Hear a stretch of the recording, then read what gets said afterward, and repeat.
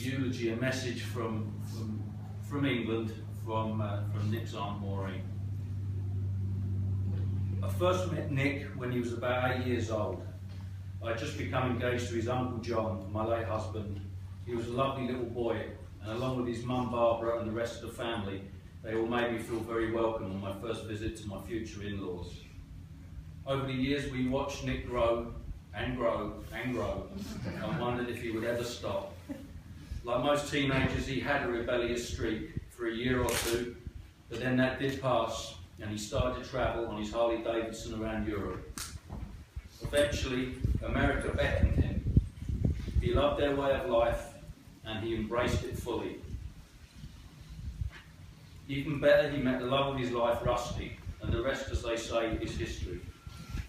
Rusty's gain was our loss, but we grew to love her, and we loved her beautiful children, Amber and Dustin, and the grandchildren. Rusty kept us up to date over here in England as the kids grew up with many photos and letters. We didn't see so much of Nick, except for occasional visits when he would fly over if there was a spare seat on a military flight. His Uncle John hated flying, so he couldn't be persuaded to visit him, but his cousin Bob and myself at different times did, and we were made so very welcome, and we loved our time there. Nick and Rusty also treated us to a long weekend in the Bahamas, and then Niagara Falls, thanks to Rusty's bargaining power. Nick was very generous and very loving. When he was stationed in Germany, Rusty planned a 40th surprise birthday party for him, and John and I travelled by train and stayed at an army base hotel so he would not be seen. His mum and Brian stayed with friends until the big night came. Rusty had taken him out for a birthday meal, and when they came back, the big surprise happened. Or so we thought, till one by one we came out of one of the other rooms. His face was a picture, especially as his Uncle John was there. He was very fond of Nick, and his Uncle John was equally fond of him.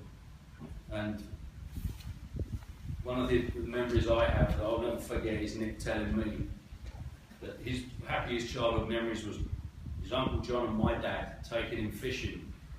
He said until a wheel came along, and then there's only Nick could say, "I got kicked to the curb, matey."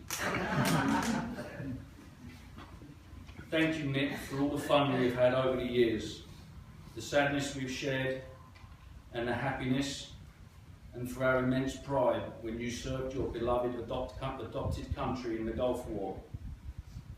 Nick truly loved America, and he said to me, when he first saw the Rocky Mountains, he said, "I realised everything is very small compared to America." I've since followed, and he is right. But please be upstanding and give him a round of applause for our gentle giant Nick. God bless him, and may he rest in peace.